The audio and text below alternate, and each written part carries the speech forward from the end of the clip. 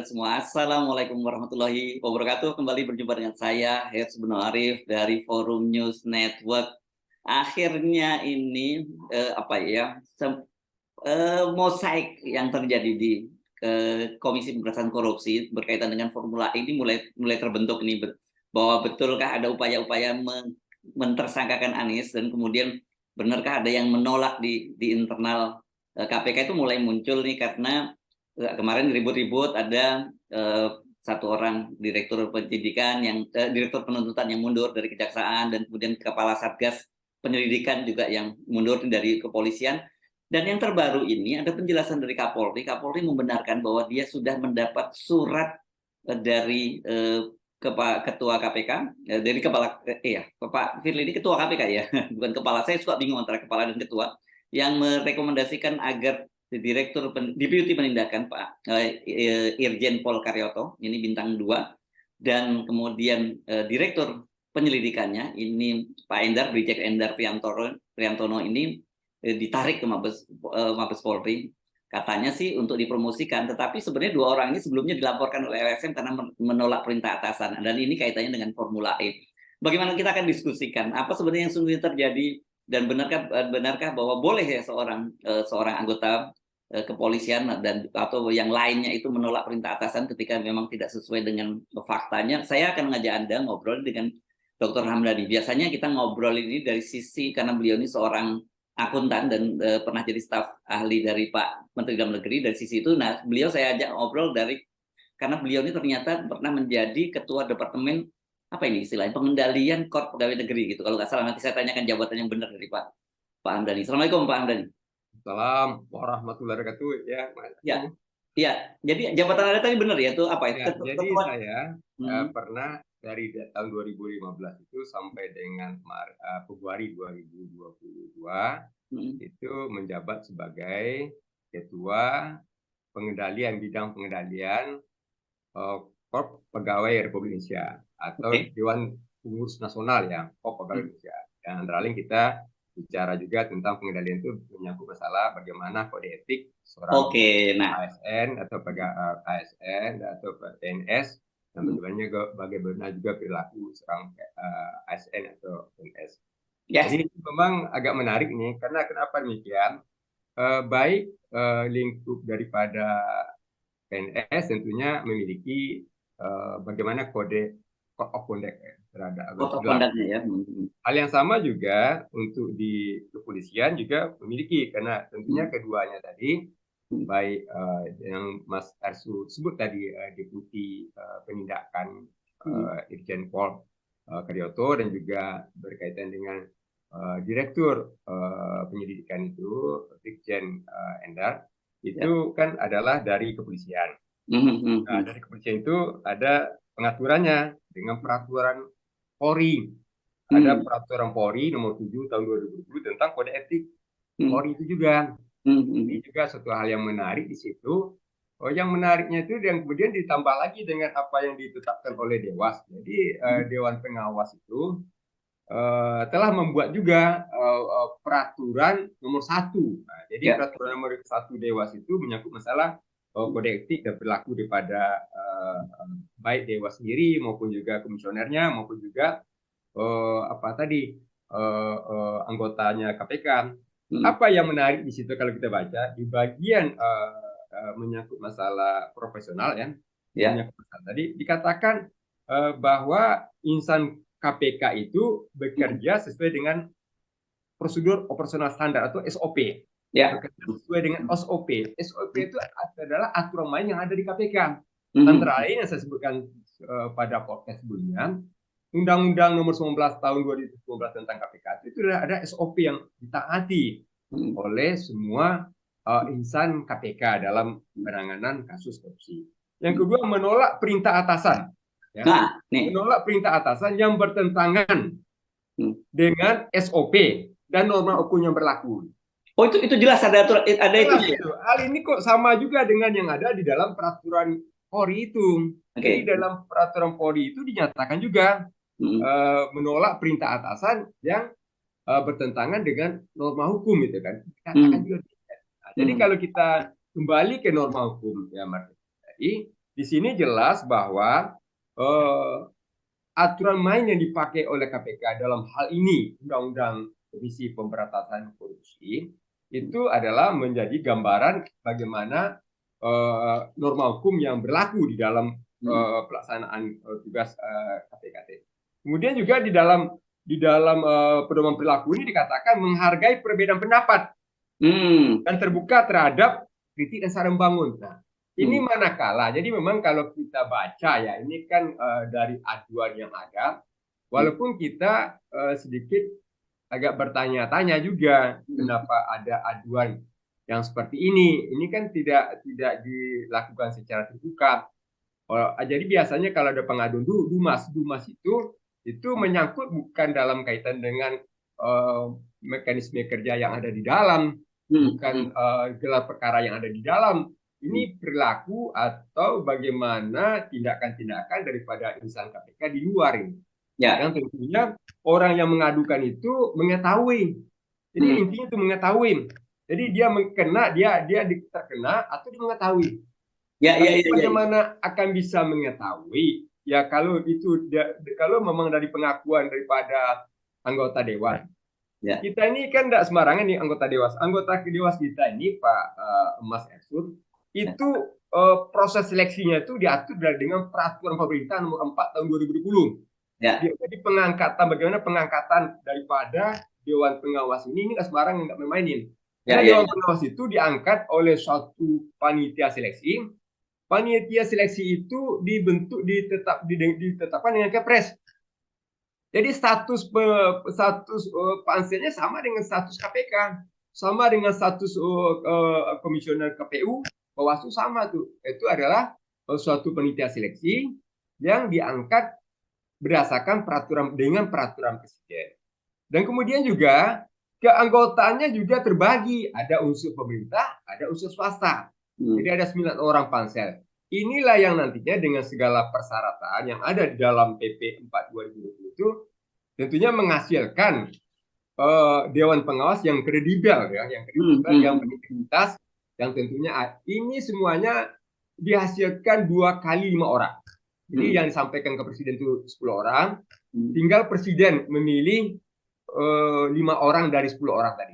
Jadi satu A. Ini sama saja dengan ketika, hanya bedanya kalau komisioner KPK itu kan disampaikan ke DPR RI. Jadi ada ke DPR RI. Jadi disampaikan ke Komisi 3 ya, yang tentunya untuk memilih. Kalau ini kan tidak berhenti di presiden. Memang tentunya kalau kita cermati ini tadi dari sosok yang ada, baik namanya ketuanya adalah Pak Tumpak yang tentunya sudah malang melintang, sudah pernah 2 kali pula menjadi 2 kali pula berada di KPK pengganti ya. Kemudian juga Pak Aryono itu sebagai jadi hakim MK.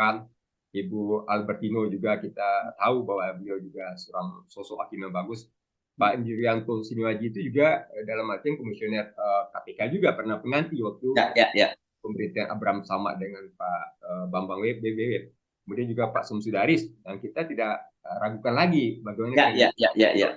Ini tentunya yang 5 ini lepas daripada dari pengaruh daripada komisioner KPK atau tidak akan terpengaruh oleh komisioner KPK. Kita yakin dan percaya untuk hal demikian.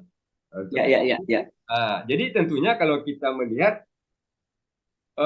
kalau tadi kan ada juga di dalam pedoman perilaku yang menyangkut integritas, menyangkut profesional, tidak terpengaruh oleh kepentingan pribadi ya, maupun kepentingan kelompok ataupun tekanan politik. Kita tentunya melihat ada perbedaan komisioner dengan penyidik atau yang birokratnya. Kalau birokratnya kan pejabat yang diangkat ya. Kalau yang komisioner kan pejabat politik lah, karena itu ada dipilih. Jadi ada dukungan partai di situ. Kenapa? Kalau tidak dukung partai itu nggak muncul dia namanya, karena didukung oleh partai itu pasti itu. Walaupun dari walaupun 10 nanti dipilih tadi kan presiden. Tapi tentunya itu kita katakan dari proses yang ada, kalau kita mencermati aturan yang ada ya. itu hampir tidak ada kalau baik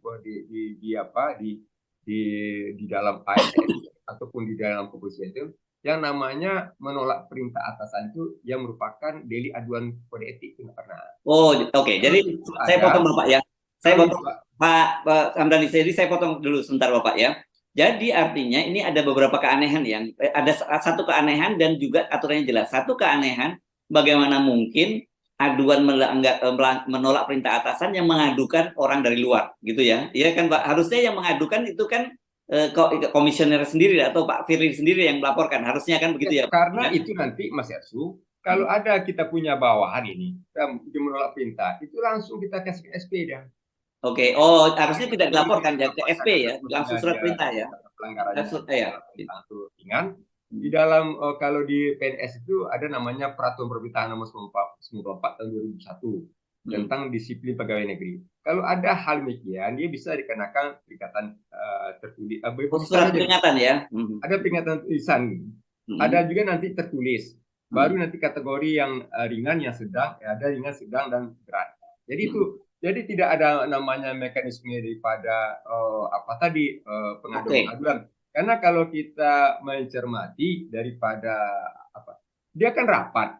Jadi kalau rapat itu kalau boleh dikatakan di kapan itu menjadi keputusan pimpinan ketika dia sudah jadi keputusan. Kalau dalam rapat gelar perkara itu sudah jadi keputusan, yang nantinya nggak dilaksanakan oleh penyidik-penyidik ini, ya tentu itu baru kita katakan menolak perintah atasan atau tidak Atasan ya. Tapi kan ini belum jadi keputusan ya. Bahkan ditolak ya. Jadi ketika ya. Jadi kalau ada suatu rapat, akhirnya rapat itu kan terjadi perdebatan. Jadi harus ingat juga dulu Mas Ersu. Itu saya masih ingat, ya mungkin Mas Ersu masih ingat juga. Itu waktu Pak Agus Raharjo.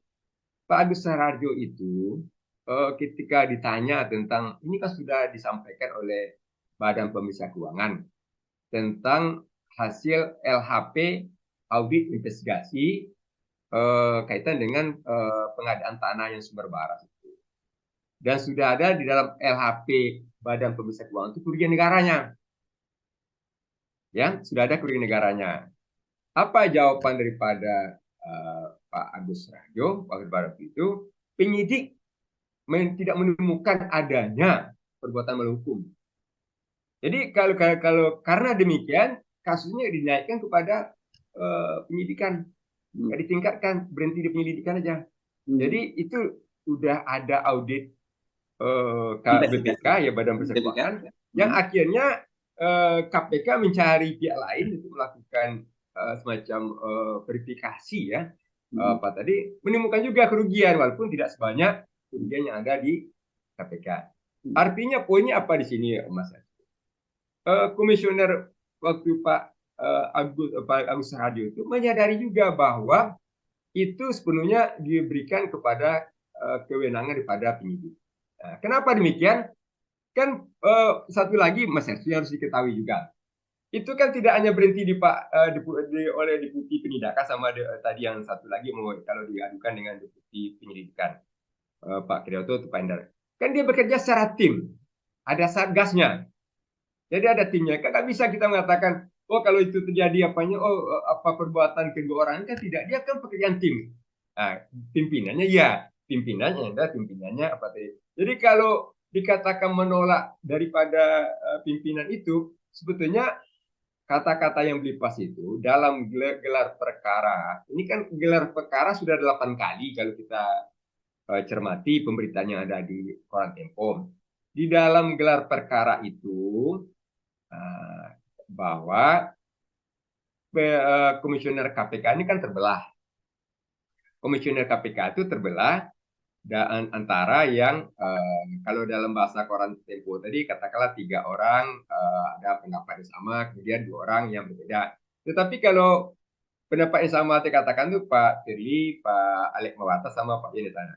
Tetapi kalau tanggal 25 Januari 2023 kemarin, kan Pak Yohanis Tanak juga kalau di dalam press release apapun dalam ditanya wartawan, berpendapat bahwa kasus Formula E ini atau kasus dugaan korupsi perhelatan Formula E ini belum dapat dinaikkan ke tahap penyidikan. Itu kata-kata kalau kita baca jejak digitalnya atau di dalam press conference tanggal 25 Januari 2023, Mas Yasul, itu kelihatan tuh, akan kelihatan bahwa ada kata-kata dari Pak tadi dari Pak Yohanis Tanak tadi yang menyatakan belum bisa dinaikkan ke tingkat penyidikan karena apanya tadi belum ditemukan dua alat bukti yang cukup ya. Jadi kalau demikian kita bisa menduga pendapat yang sama belum juga utuh di antara kelima komisioner tadi, ya, sekurang-kurangnya dari pernyataan daripada Pak Yohanis Tanak. Apalagi kalau di sini, kalau para penyidik, termasuk deputi dan direkturnya, tidak sependapat dengan hal demikian, itu kan baru dalam dikatakan tidak bisa diartikan itu adalah menolak perintah pimpinan atau menolak perintah atasan. Itu tidak bisa dikatakan. Hal yang berbeda kalau kita melihat baik aturan-aturan di birokrasi manapun ya. Kalau dia sudah menjadi keputusan, walaupun di dalam proses pengambilan keputusan itu ada beda pendapat, dissenting opinion, tapi kalau sudah telah menjadi keputusan, maka samina wa ata'na, semuanya harus nurut kepada tadi kan. Ya, Ini ya, kan belum sampai ke situ. Nah, ya. tinggal sekarang apakah ini kan kalau boleh kita katakan kalau segala macam cara kan sudah dilakukan ini. Jadi pertama cara skenario pertama yang pernah kita ulas di podcast yang sebelumnya. Pertama ingin mentersangkakan walaupun belum ada dua alat bukti cukup, juga mendapat penolakan dari para penyidik. Nah, kemudian dicoba lagi yang berikutnya lagi, sudah dinaikkan ke penyidikan walaupun belum ditetapkan tersangka juga. Nah, tambah lagi skenario ketiga, ini belum berjalan juga ya. Rencana meminta LHP daripada BPK. Sampai sekarang BPK mungkin belum merespon daripada permintaan. Ini kalau ibaratnya kemarin itu final Piala Dunia, Mas Yastu, antara Prancis dan Argentina, ini pelatihnya tuh minta jeda dulu nih, minta jeda dulu. Jadi transfer pemain, jadi jeda dulu sebulan lagi pertandingan kita lanjutkan. Nah, jadi kita jeda dulu. Ini bukan pergantian pemain yang ada di kursi cadangan ini tidak dicari lagi di luar dulu terkata. Memang yang menjadi yang perlu kita coba cermati. Kalau proses ini dilakukan oleh Dewan Pengawas ya, tentunya kalau tidak memperhatikan suara-suara publik ya, tidak memperhatikan masalah lain. Memang pertama tentunya setiap orang walaupun nantinya jatuh kepada katakanlah semacam teguran ringan ataupun teguran ringan, tetap aja ada kata-kata sudah pernah mendapat sanksi dari instansi asalnya. Tentu karir yang bersangkutan baik di kepolisian nanti ataupun di kejaksaan. Kalau sekarang kan polisi dua polisi tadi yang mau akan disidangkan oleh apa tadi komisioner. Nah, seyogianya tentunya komisioner apa tadi Dewan Pengawas itu, ke Dewan Pengawas itu beranjak daripada peraturan dia yang ada, itu sudah mempertimbangkan Langsung mana ditolak yang saja dong Pak ini ya kelihatannya. Bisa ya langsung ditolak oleh Dewas kan mestinya ya. mestinya ditolak. Jadi kan sudah ada mekanisme. Jadi sudah yang ini tidak masuk sama kalau di kita kalau di MK kan ada tuh. Oh ini tidak masuk, tidak memenuhi syarat untuk dalam arti diajukan atau di ketika ini nggak memenuhi syarat tidak diajukan. Kan ada hal-hal demikian. Barangkali itu cara yang paling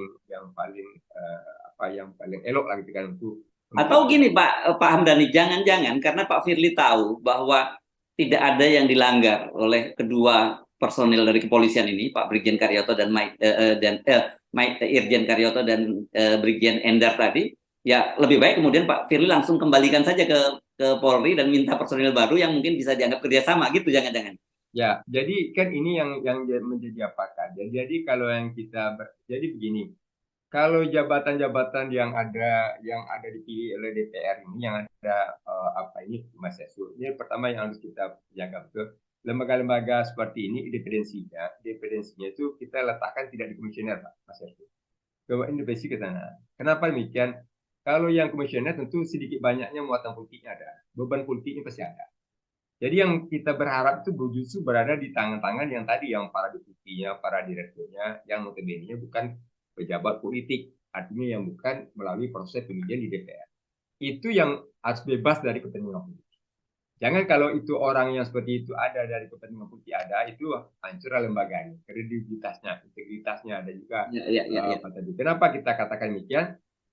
Yang bisa menyanggah, karena kalau ini kan kenapa kelebihan daripada KPK, boleh katakan satu kita berikan anjuran jempol Komisi Pemberantasan Korupsi ini kalau dibandingkan dengan aparat penegak hukum itu adalah independensi daripada penyidiknya. Tentunya lebih independensinya penyidiknya itu tentunya berada lebih daripada kalau katakan di yang hal yang sama di para penegak hukum lain, apa di kepolisian, apa di kejaksaan. Itu makanya banyak kasus yang tentunya kalau boleh kita katakan mampu ditangani oleh kejaksaan atau mampu ditangani oleh kepolisian, tetapi tentunya kita ditanda kutip ya, kebebasan daripada berekspresi, berinovasi atau melakukan apa tadi para penyidik di KPK tadi itu tentu memiliki area ataupun arena yang lebih luas itu. Nah, ini yang kalau nantinya dalam tanda petik ketika pengganti-pengganti yang tadi yang dikembalikan tadi, baik dikembalikan walaupun dikatakan kembali yang kejaksaan, yang di kejaksaan itu tentu mirip juga dengan apa yang di kepolisian itu mirip juga tuh, walaupun dikatakan dalam rangka pengembangan karir, tentu kalau karena sudah terbuka berdasarkan pernyataan Pak Kapolri bahwa menerima surat. Nah, tapi kenapa Pak Jaksa Agung tidak ada pernyataan menerima surat Belum kali, pribadi? Pak. Belum Hah? mungkin. Belum. Tadi Setelah apa tadi kan? Jadi ya ini setelah Pak kan juga Kapolri ngomong, mungkin Pak Jaksa Agung nanti juga akan ngomong. karena kan dia ada satu ini kan satu paket ini kan. Nah, jadi tapi yang menjadi catatan kita adalah tentu ketika akan dikirimkan tadi ibaratnya yang biasanya kalau permintaan tadi itu tidak menunjuk orang tapi menyerahkan kepada instansi pengirim. Nah, tetapi kalau nanti dalam menunjuk orang, tentu ada tendensi bahwa orang-orang yang ditunjuk tadi baik oleh komisioner KPK untuk pengganti, baik penggantinya Fitro, penggantinya Pak Karyoto ataupun penggantinya Pak Endar tadi, tentu sudah memiliki agenda yang sama dengan apa yang menjadi keinginan apa tadi ya. Sebetulnya yang kalau kita mengatakan tadi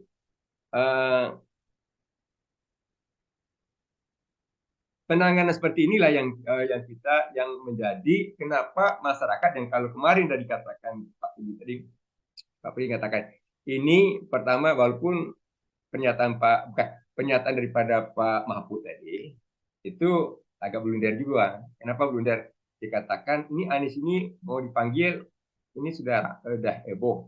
Nah, padahal kan udah dipanggil tanggal 7 September. Nah, kemudian dikatakan ini karena temuan BPK. Padahal kan bukan karena temuan BPK nih kan, ada pengaduan.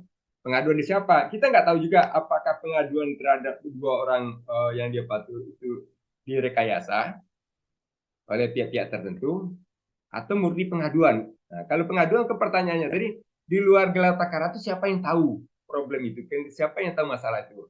Dan kenapa Ya, ini kalau boleh katakan selain lagi pula pengaduan itu tidak sesuai dengan peraturan Dewan Pengawas nomor 1 tahun 2020. Berarti tidak masuk objek yang dilanggar. Jadi ini kenapa kok ada pengaduan seperti ini? Siapa merekayasa pengaduan itu? Itu bisa menjadi pertanyaan. Hal yang sama juga akan muncul lagi pertanyaan. Kemarin itu pada waktu pengaduan Formula E itu dia direkayasa juga apa tidak? Karena dia juga pihak yang tidak mengetahui. Biasanya kan kalau yang nanti yang mengadukan itu kan pihak mengetahui itu bagaimana kaitan dengan pembayaran Formula E ini kepada pihak apa tadi diketahui orang luar itu pasti enggak kan. ya. Ini juga hal-hal seperti itu akan panjang. Publik itu sebetulnya mendukung kerja-kerja pemberantasan penindakan korupsi, sangat mendukung. Dan kita berharap tidak mau pemimpin itu tidak mau menghasilkan pemimpin yang tentunya memiliki rekam jejak koruptor. Itu tidak ingin. Jadi kalau umpamanya kalau dikatakan bahwa yang kalau diarahkan kepada Anies Baswedan ini memang ada jejak koruptornya, segera saja ditersangkakan dan sekarang buktikan kalau itu ada jejaknya. Tapi kan ini persoalannya kan yang mau melakukan itu ragu-ragu jadikannya. Jadi itu jadi inilah menjadi ramai. Jadi yang dikeluhkan oleh yang dicurahkan oleh Pak Firly, ini kok masyarakat kok menekan, kok publik menekan. Sebetulnya menekan kalau dibuat kayak Pak Lukas NMB ada nggak apanya? Nggak ada. Coba kalau memang komisioner KPK berani, langsung tersangkakan apa Anies Baswedan, selesai urusannya. Kalau memang merasa cukup, sudah punya dua alat bukti yang cukup, dan tentunya sudah bisa meningkatkan kasus ke tahap penyidikan. Ya. Ini karena itu nggak dicari nggak ketemu, pemainnya dicari lagi. Ini kan pemainnya di siapa lagi? Nggak, ya kan ini kan masalahnya justru dari dalam penolakannya kan, bukan dari luar, Pak. Ya. Itu kan jadi masalah. Jadi sebetulnya curhatnya kemarin itu Pak Firly kepada Pak Mahfud itu nggak beralasan gitu. Ya, ya. Pak Mahfud juga bisa mencerna juga ini curhat itu benar apa enggak, kan? Bahwa ini bukan curhat karena ini Anies mau dipanggil, udah heboh nih, udah heboh. Anies sudah dipanggil malah, bukan Anies semuanya dipanggil, semuanya udah dipanggil lah KPK. Kalau ada di muka bumi ini bisa panggilnya, cuma tapi belum ada kejadian. Kemudian ini publik menekan. Nggak ada tekanan politik. Jangan menduga bahwa saya kan sudah sampaikan tadi. Jangan menduga tadi kan ada kesannya Nasdem itu mencoba menyelamatkan Anies dengan cara mendekati. Nggak ada itu. Saya katakan sampai dengan di KPU saja didaftarkan itu terbuka. Anies itu ditersangkakan. Jangankan ini baru belum jelas lagi, baru deklarasi itu. Sesuai dengan pernyataan Alex Mewarta tadi kan. Ini kan belum deklarasi.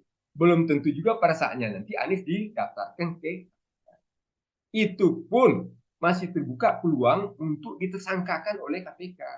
Yang jadi problemnya kan bukan tekanan politiknya. Jangan nanti dianggap ini sengaja dilindungi, dideklarasikan sebagai pelindung bukti supaya dapat suaka. Enggak ada seperti itu. Orang pun juga melihat daripada kaca. Ini kan masalahnya internalnya kan belum sepakat. Internalnya belum sepakat. Kalau sudah sepakat udah kayak Pak Lukas NMB. Ya. Mana Pak Lukas itu kan tekanan publiknya lebih berat daripada Anies. Tapi toh sampai sekarang kan aman-aman aja. Aman-aman aja, ya. Nggak ada yang jaga-jaga rumah Anies seperti rumahnya Pak Lukas NMB gitu ya. Betul. Enggak ada. Oke, Pak Hamdani, ini jadi kelihatannya Pak, saya menduga ini mungkin Pak Firly ini mentok ya di dalam dia memerintahkan para bawahannya untuk mentersangkakan ditolak karena tidak cukup bukti, sementara datang ke BPK juga seperti Anda sebutkan, BPK sendiri juga punya aturan-aturan yang tegas soal yang seperti ini, soal audit investigasi gitu ya, dan itu juga mentok gitu. Makanya kemudian sekarang main kayu nih istilahnya gitu ya, main kayu, kembalikan saja nih para penyidiknya ke kepolisian gitu. Ya, jadi kalau kita melihat tadi, ya memang harapan terakhir kemarin itu kan ketika BPK bisa merespon untuk melaksanakan audit investigasi. Ini ada aturannya yang nanti kalau BPK melaksanakan Badan Pemeriksa Keuangan melaksanakan, dia melanggar dua aturannya. Peraturan BPK nomor 1 tahun 2017 tentang standar pemeriksaan keuangan negara. Kedua, peraturan BPK nomor 1 tahun 2020 tentang audit investigasi kerugian keuangan negara. Ini yang diapakan.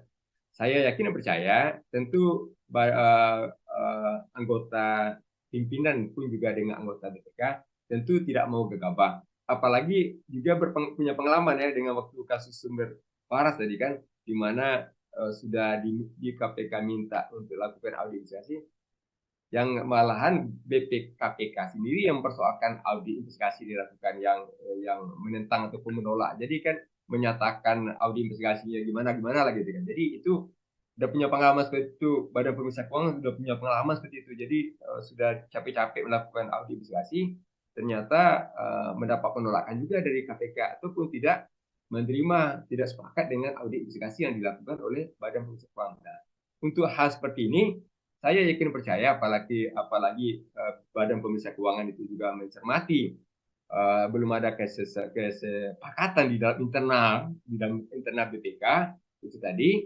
maka tentunya Badan Pemeriksa Keuangan hampir tidak mau untuk melakukan audit investigasi atas permintaan daripada KPK. Tinggal yang jadi soal sekarang tadi, bisa nggak nantinya Pak Firly itu bisa menciptakan satu core yang sama, jadi satu core yang sama, jadi satu suara yang sama kan ke internal di dalamnya, sampai nantinya katakanlah pada waktu gelar perkara berikutnya lagi, baik ke-5 komisioner itu maupun juga ke anggota penyidik itu sepakat bahwa itu.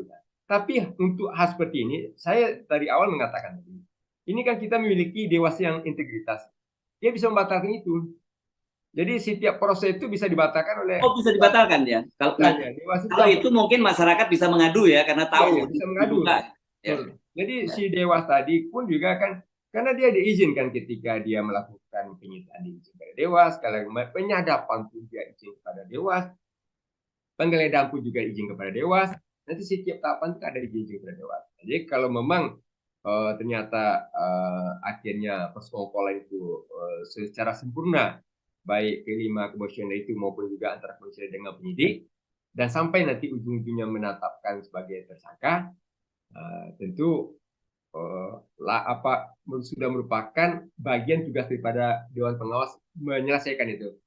Dewan Pengawas nanti menelusuri atau apa, karena tugasnya mengawasi.